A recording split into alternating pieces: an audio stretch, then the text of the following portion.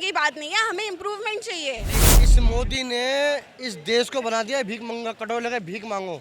तुम तो जा रहे हो बाहर देशों में, बढ़िया खा पी रहे हो, मौज मस्ती ले रहे हो। वो इतने मतलब 2014 से जब से वो बने हैं एजुकेशन मिनिस्टर, तब से अराउंड 40,000 से ज़्यादा पेपर्स लीक हो चुके हैं and no one is taking action on that. Like action लेगा कौन? हमें ही लेना पड़ेगा ना। जब वो नहीं लेंगे एक्शन तो लाइक लास्ट ईयर भी ये हुआ था 2024 में, उन्होंने बोला था कि अब कोई ऐसा नहीं होगा, और नीट ही पेपर लीक हुआ था। 22 लाख बच्चे वो पेपर देते हैं। इतना ईजी नहीं है ये पेपर देना। एक साल आपको ये इतना आसान नहीं होता। 4 साल वो विद्यार्थी पढ़ाई करता है, फिर उसके बाद जब उसके मेहनत पर पानी फेर जाता है तो वो उसको कोई रास्ता समझ में नहीं आता, सुसाइड कर लेता है, कुछ भी कर लेता है। डेफिनेटली 20 बच्चों ने सुसाइड करा है, ये कोई आम बात नहीं है।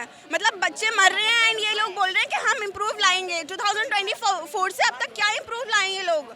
कुछ भी इम्प्रूव नहीं लाए हैं। इस्तीफे की बात नहीं है, हमें इम्प्रूवमेंट चाहिए। नहीं, वो प्रियम ने बोला है कि ऐसा चीजें होंगी, कार्रवाई की जाएगी। इसके अंदर कौन कौन जिम्मेदार है, क्या चीजें, उसे बारीकी से जांच होगी, सब कुछ की जाएगी। सबसे पहले तो धर्मेंद्र प्रधान जिम्मेदार है इसके लिए, एंड उसके बाद अगर कोई भी उनकी जगह पर उनके पद पर बैठता है तो उसे ज़रूर ही चेंजेस लाने की ज़रूरत है। सिस्टम ऐसे नहीं चल सकता जैसे चल रहा है। रट्टा लगवा रहे हैं स्कूल्स में, ये नहीं होता। मतलब CBSE में रट्टा लगवा रहे हैं, और इसमें प्रैक्टिकल भी तो होना पड़ेगा ना। प्रैक्टिकल होना पड़ेगा, उसको प्रैक्टिकल होने के लिए आपको एजुकेशन सिस्टम में जाना पड़ेगा। आप अपने बच्चों को बाहर विदेश पढ़ने के लिए भेज रहे हो और फिर अपने इंडिया में आप बोल रहे हो कि एजुकेशन सिस्टम काफ़ी बेटर है। क्या कर सकता है कोई आदमी? आपको बोलना पड़ेगा।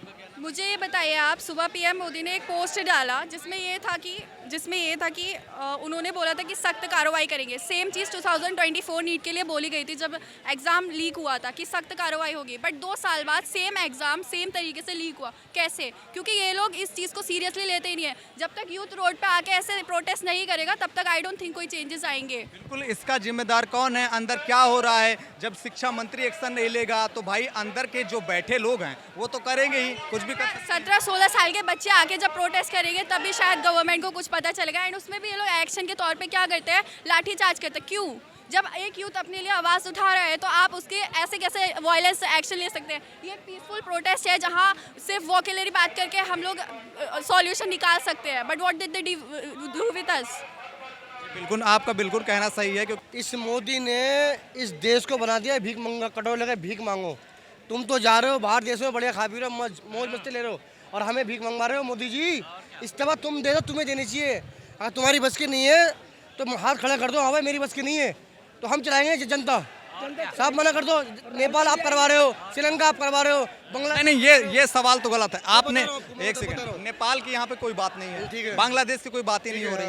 ये आप यही मैं सवाल अभी बहुत लोगों से पूछा, नहीं बहुत लोगों से पूछा कि नेपाल बना देंगे, बांग्लादेश बना देंगे, ये बना देंगे, तो ये बात गलत है। ये चीज नहीं होना चाहिए। यहाँ पर सवाल लोग प्रोटेस्ट करने आए हैं, नीट के विद्यार्थी आए हैं। बिल्कुल बात करते हैं, कोई गलत नहीं है, मैं बता रहा हूँ, कोई गलत नहीं है। मेरी बात सुनो, गलत आप में एक्शन लिया जा रहा है। बिल्कुल, आप खुद देखो कैसे लोग हैं, देखो कितने लोग परेशान है, देखो ना। मोदी जी को तो अरे ये सरकार ये बेईमान पार्टी है, इसे पता है। मुझे कोई वोट नहीं देता, मैं जीता भिवानी से, गुंडागर्दी से। बिल्कुल ठीक है, आपकी बात सुनेंगे। और मोदी जी रात में आकर एक रील्स बनाकर देश को संदेश दे रहे हैं कि हम इसके लिए कड़ी कानून कर रहे हैं। भाई तो आपको मेलोडी से मिलने के लिए टाइम है, आपके जो अपने यूथ हैं देश के भविष्य से आपको मिलने के लिए विपक्ष की भी औकात नहीं है कि उसको गिरा दे, जनता ही गिराएगी उससे। नहीं, बिल्कुल ठीक है, आपकी बात सही सहमत है, लेकिन ये बात गलत है भाई। नेपाल बना देंगे, बांग्लादेश बना देंगे, ऐसी चीजें नहीं है, ऐसी चीजें बिल्कुल नहीं है। और ये चीजें, देश इतना विकास कर चुका है तो आपको बाहर से 214 लाख करोड़ का कर्जा क्यों लिया भारत के अंदर? सबसे बड़ा देशद्रोही इंसान है ये।